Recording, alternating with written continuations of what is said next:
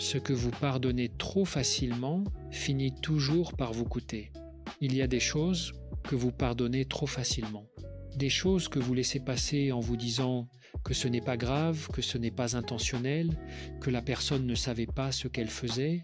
Et sur le moment, ce pardon vous semble sage. Il vous semble même noble, parce qu'on vous a appris que pardonner est une vertu, que les grandes âmes ne gardent pas rancune, que la paix intérieure passe par l'acceptation. Mais avec le temps, quelque chose se passe. Quelque chose que vous ne voyez pas tout de suite, mais que vous finissez par ressentir. Ces comportements que vous avez pardonnés reviennent. Ces personnes que vous avez excusées recommencent, et peu à peu, vous vous retrouvez dans une réalité que vous n'aviez pas choisie, une réalité où votre patience est devenue une invitation, où votre tolérance est devenue une permission, où votre silence est devenu une règle du jeu que les autres ont appris à utiliser en leur faveur. Avez-vous déjà laissé passer un manque de respect en vous disant que ce n'était pas si grave, une remarque déplacée, un comportement à la limite, une attitude qui vous dérangeait, mais que vous avez excusée parce que la paix vous semblait préférable au conflit? Et puis cela s'est répété, encore et encore, jusqu'à ce que vous compreniez que ce que vous appeliez de la sagesse était peu être, en réalité, quelque chose de bien différent. Aujourd'hui, nous allons explorer une idée qui dérange, une idée inspirée de Friedrich Nietzsche, l'un des philosophes les plus radicaux et les plus mal compris de l'histoire de la pensée occidentale. Une idée simple dans sa formulation, mais profondément inconfortable dans ses implications. Tout ne doit pas être pardonné, parce que certains comportements ne sont pas des erreurs, ce sont des signaux sur la manière dont les autres vous perçoivent réellement, des signaux sur ce qu'ils croient pouvoir se permettre avec vous, des signaux sur la place qu'ils vous accordent dans leur vie. Et ces signaux, si vous apprenez à les lire correctement, vous disent quelque chose d'essentiel sur vous-même et sur les dynamiques qui gouvernent vos relations.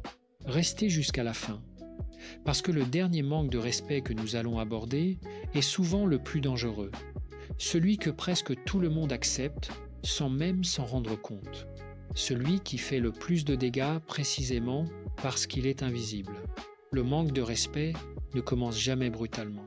Voici quelque chose que presque personne ne comprend vraiment, jusqu'à ce qu'il soit trop tard pour en tirer les conséquences correctes. Le manque de respect ne commence jamais d'une façon brutale et évidente. Il ne commence pas par une insulte directe, par une trahison manifeste, par un acte que vous pouvez montrer du doigt et nommer sans ambiguïté. Il commence de façon bien plus subtile, bien plus insidieuse, bien plus difficile à identifier et à confronter. Il commence petit, invisible, tolérable. Le premier signe est tellement discret qu'on pourrait presque le confondre avec de la distraction ordinaire. On ne vous écoute pas vraiment. Vous parlez et la personne en face de vous coupe votre phrase, regarde son téléphone, change de sujet avant que vous ayez terminé. Vous finissez votre pensée dans le vide, avec cette sensation légèrement déplaisante d'avoir dit quelque chose qui n'a atteint personne, et vous laissez passer, parce que ce n'est pas important, parce que tout le monde est distrait parfois, parce que vous ne voulez pas passer pour quelqu'un de susceptible. Mais avec le temps, cela devient une habitude. Votre parole devient quelque chose que l'autre peut interrompre sans conséquence. Votre pensée devient quelque chose dont l'autre peut se détourner librement. Et vous continuez à laisser passer parce que chaque instance individuelle semble trop petite pour mériter une réaction. Le deuxième signe est encore plus subtil dans sa forme, mais plus concret dans ses effets sur votre vie quotidienne. On annule vos plans au dernier moment, sans réelle raison, sans considération véritable pour le temps que vous aviez réservé, pour les arrangements que vous aviez faits, pour l'attente que vous aviez investie. Comme si votre temps était naturellement flexible, adaptable, disponible pour être reconfiguré selon les besoins de l'autre, mais pas le leur. Et là encore, vous comprenez, vous excusez, vous adaptez votre emploi du temps, vos attentes, votre humeur. Parce que les imprévus arrivent à tout le monde. Parce que vous ne voulez pas être rigide. Parce que montrer que cela vous dérange vous semble disproportionné. Le troisième signe est plus direct, mais présenté d'une manière qui rend la confrontation difficile. On vous fait des remarques déguisées, des blagues, des sous-entendus, des petites piques qui arrivent avec un sourire et une légèreté calculée. Je rigole. Faut pas le prendre comme ça. T'es trop sensible. Et vous souriez aussi, parce que c'est ce qu'on fait dans ces situations, mais intérieurement, quelque chose vous atteint. Quelque chose laisse une trace petite, mais réelle, qui s'additionne aux traces précédentes. Quelqu'un critique votre projet sous couvert d'humour, quelqu'un fait une remarque sur votre apparence de manière légère, comme si cela n'avait aucune importance, quelqu'un diminue vos ambitions en les tournant en dérision devant d'autres. Et chaque fois, l'emballage humoristique rend la confrontation presque impossible. Parce que si vous réagissez, vous êtes celui ou celle qui ne sait pas prendre une blague. Ce que vous observez dans ces 3 premiers signes n'est pas seulement un comportement des autres, c'est aussi une réponse à ce que vous avez laissé passer. Car chaque fois que vous laissez passer, vous envoyez un signal.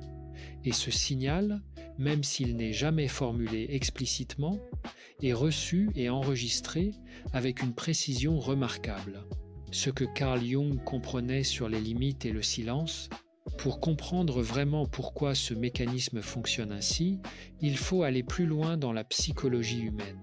Et c'est précisément là que les observations de Carl Jung, le grand psychiatre suisse, dont la pensée a révolutionné notre compréhension de l'inconscient et des dynamiques relationnelles, deviennent éclairantes d'une façon qui peut vous changer fondamentalement si vous les prenez au sérieux. Jung avait compris quelque chose que peu de personnes acceptent vraiment, parce que cela implique une forme de responsabilité personnelle que beaucoup préfèrent éviter. Les gens ne vous traitent pas seulement selon ce qu'ils sont. Ils vous traitent aussi selon ce que vous leur apprenez à faire, selon les comportements que vous validez par votre silence, selon les frontières que vous posez ou que vous refusez de poser, selon les signaux, conscients ou non, que vous envoyez sur ce qui est acceptable dans votre relation avec eux. Ce que vous refusez d'affirmer, les autres vont souvent le tester. Prenons un exemple précis. Quelqu'un vous coupe la parole une première fois, vous ne dites rien, une deuxième fois, toujours rien, une troisième fois. Votre silence continue et progressivement, sans que personne ne l'ait décidé explicitement, le fait de vous couper la parole devient normal dans cette relation. Non pas nécessairement parce que la personne est fondamentalement irrespectueuse ou malveillante, mais parce qu'elle a appris, à travers votre comportement, qu'il n'y aurait pas de limite à franchir, qu'il n'y aurait pas de résistance, que ce comportement était, dans le contexte de votre relation, acceptable. Autre situation, on vous fait une remarque déguisée, vous souriez, vous laissez passer. Alors la personne recommence, un peu plus directe, un peu plus insistante, un peu plus confortable dans ce territoire que vous lui avez implicitement accordé et, progressivement, le manque de respect s'installe non pas comme un événement ponctuel, mais comme une structure de la relation. Votre silence est interprété non pas comme de la patience, de la sagesse ou de la grandeur d'âme, mais comme une permission, comme un feu vert implicite, comme la confirmation que ce comportement est toléré et donc, d'une certaine façon, accepté. Jung appelait cette dynamique une interaction avec l'ombre, parce que ce que vous refusez d'affirmer chez vous, votre capacité à dire non, votre capacité à poser des limites claires, votre capacité à vous défendre et à vous affirmer sans vous excuser de le faire, tout cela finit par apparaître dans le comportement des autres. Votre ombre, les aspects de vous-même que vous avez appris à réprimer ou à ignorer se manifeste dans les dynamiques que vous créez avec les personnes qui vous entourent. Et c'est là que la compréhension devient véritablement transformatrice, parce qu'elle vous déplace d'une position de victime passive des comportements des autres vers une position d'acteur qui comprend comment ces comportements ont pu s'installer et comment il est possible de les changer. Les personnes qui testent les limites ne cherchent pas toujours à nuire. Elles observent, elles ajustent, elles avancent jusqu'à rencontrer une résistance. Et si cette résistance n'existe pas, elle continue. Non pas par malice particulière, mais parce que c'est ainsi que fonctionnent les dynamiques humaines. Nous tous, à des degrés divers, explorons les frontières de ce qui est possible dans nos relations. La question n'est pas de savoir si cela se passe. La question est de savoir ce que vous faites quand cela se passe. La vérité que Nietzsche voyait avec une clarté dérangeante, c'est ici que la pensée de Friedrich Nietzsche entre en scène avec une directness que peu de philosophes ont osé assumer aussi complètement. Et sa perspective est inconfortable, parce qu'elle ne laisse aucun espace pour les illusions confortables. Pour Nietzsche, le respect n'est pas une valeur automatique que les êtres humains se doivent mutuellement par défaut. Ce n'est pas quelque chose qui vous est dû simplement parce que vous existez, simplement parce que vous êtes une bonne personne, simplement parce que vous traitez les autres avec considération. Le respect est une réaction à ce que vous incarnez, une réaction à ce que vous tolérez, une réaction à ce que vous refusez, une réaction à ce que vous êtes réellement, pas seulement à ce que vous voulez paraître. Et dans cette logique, certains comportements ne sont pas des erreurs que les autres commettent malgré eux, ce sont des tests sur qui vous êtes vraiment, des tests sur jusqu'où il est possible d'aller avec vous, des tests sur ce que vous valez, non pas selon vos propres critères, mais selon les critères qu'ils appliquent à travers leurs actions concrètes. Le quatrième manque de respect, que presque tout le monde reconnaît quand on le nomme, mais que peu de gens ont conscience de subir en temps réel, est celui-ci. On vous parle différemment selon le contexte. Devant certaines personnes, on vous respecte, on vous écoute, on prend vos opinions au sérieux.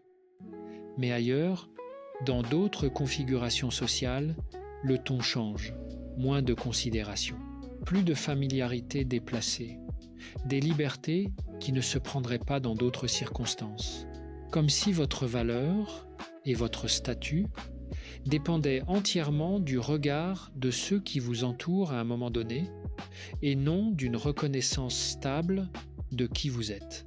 Le cinquième manque de respect est plus visible dans sa structure, mais souvent plus difficile à confronter parce qu'il est souvent enveloppé dans une apparence de confiance et d'amitié.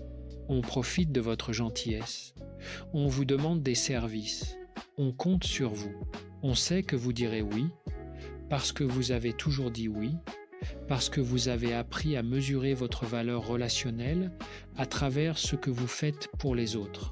Mais lorsque vous avez besoin à votre tour, la présence disparaît. Soudainement, l'autre est occupé, indisponible, débordé. La réciprocité que vous aviez cru construire n'existait que dans un sens. Le sixième manque de respect est plus silencieux et donc, d'une certaine façon, plus difficile à identifier et à nommer. On ne vous défend pas, quelqu'un parle de vous en votre absence. Vous êtes critiqué, dévalorisé, réduit à une version de vous-même que vous ne reconnaissez pas. Et ceux qui sont présents, ceux qui vous connaissent, ceux qui pourraient dire quelque chose, ne disent rien. Non pas nécessairement par méchanceté, mais par confort, parce que prendre votre défense leur demanderait un effort qu'ils ne sont pas disposés à fournir, parce que votre valeur ne justifie pas, dans leur calcul silencieux, le risque ou l'inconfort que cela représenterait. Et enfin, il y a le dernier manque de respect, celui que nous avions annoncé comme le plus discret est le plus dangereux, celui que presque tout le monde accepte sans même s'en rendre compte. On vous garde sans jamais vraiment vous choisir. On vous appelle quand cela arrange. On vous inclut quand cela est pratique. On vous convoque dans les moments de besoin ou d'ennui. Mais vous n'êtes jamais une priorité. Vous êtes une option, un recours. Quelque chose de disponible dans la périphérie de la vie de l'autre, utilisé quand c'est commode et mis de côté quand ce n'est plus nécessaire. Et le danger de ce dernier manque de respect est précisément qu'il ressemble à de la relation, il ressemble à de la présence, il peut même ressembler à de l'affection. Mais ce n'est aucun de ces choses. C'est simplement une exploitation confortable de votre disponibilité. Nietzsche voyait ces comportements avec une clarté que peu de ses contemporains avaient le courage d'assumer. Si vous acceptez tout, vous enseignez aux autres que tout est acceptable. Et à ce moment-là, le respect disparaît. Non pas par haine, non pas par mépris délibéré, mais par logique. Par la logique naturelle de toute dynamique humaine qui n'a pas rencontré de résistance. Pourquoi le pardon peut parfois envoyer le mauvais message?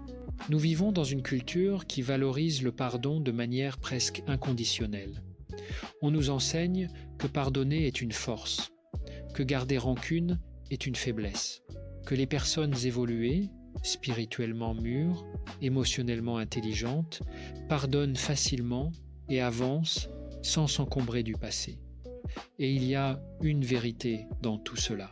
Certains pardons sont en effet des actes de liberté et de sagesse.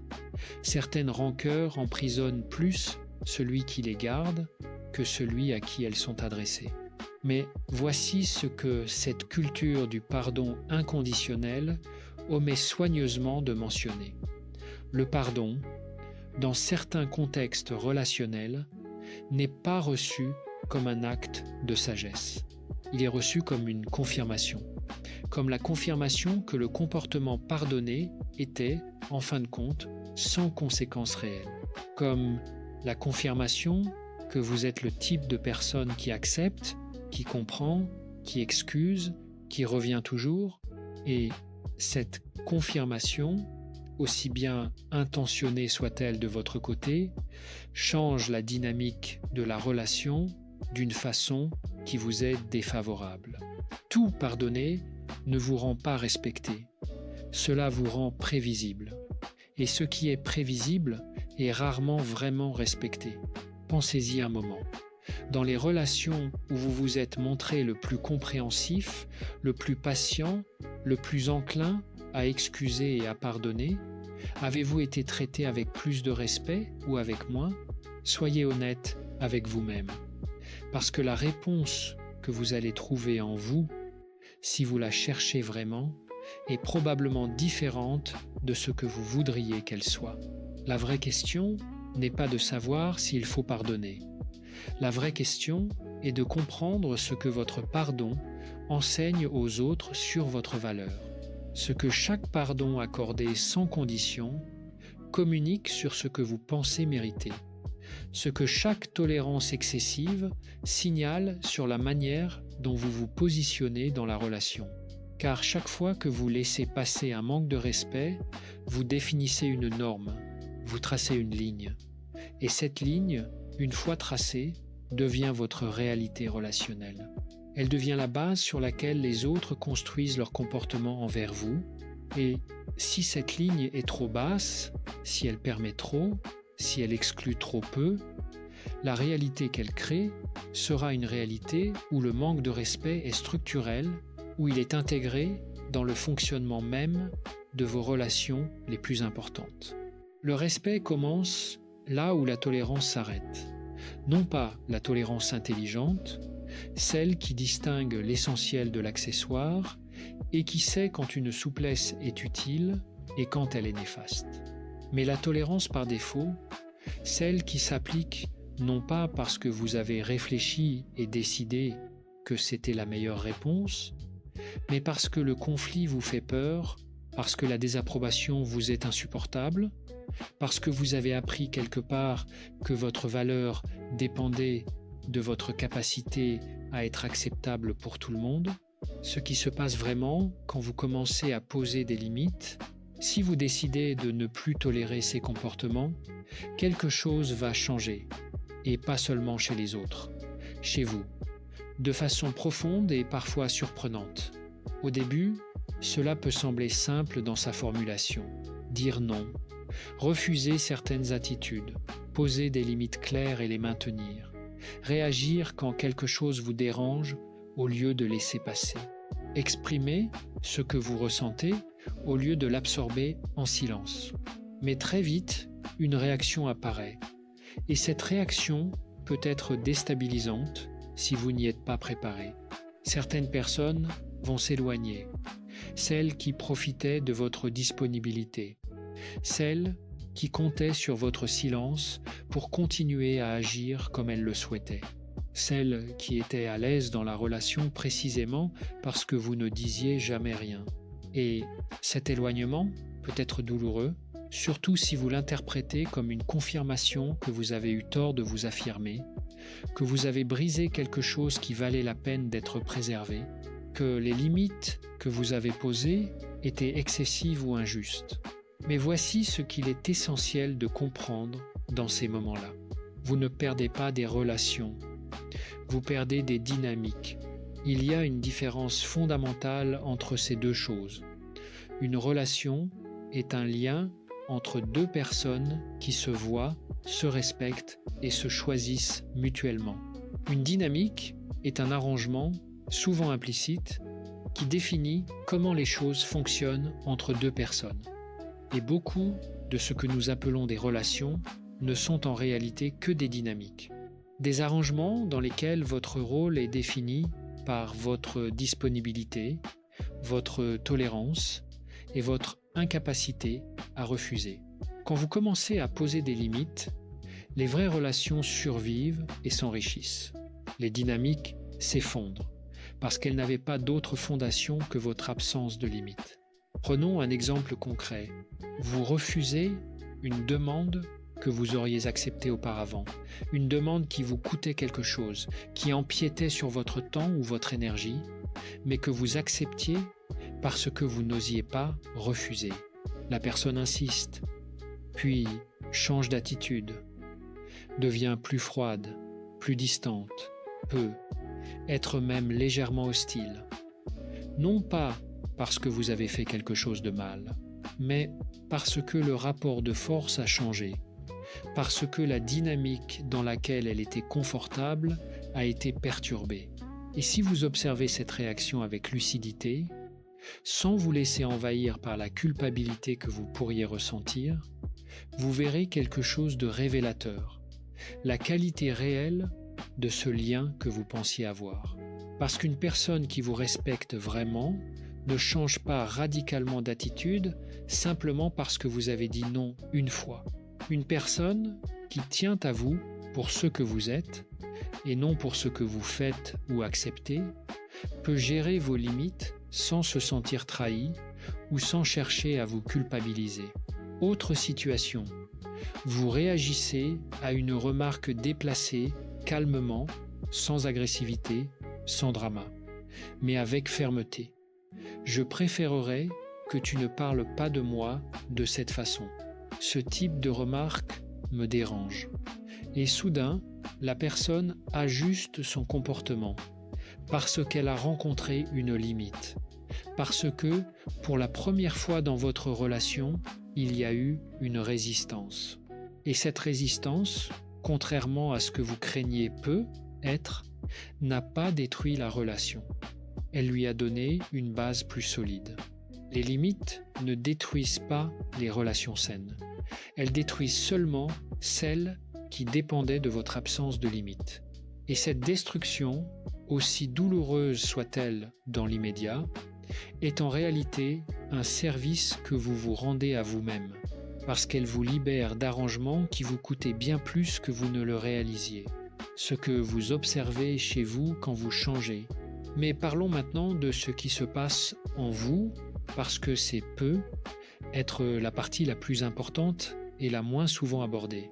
Quand vous commencez à poser des limites de façon cohérente et continue, quelque chose change dans votre relation à vous-même. Pas immédiatement, pas d'une façon spectaculaire, mais progressivement, profondément, de manière durable, vous commencez à vous respecter vous-même d'une façon différente.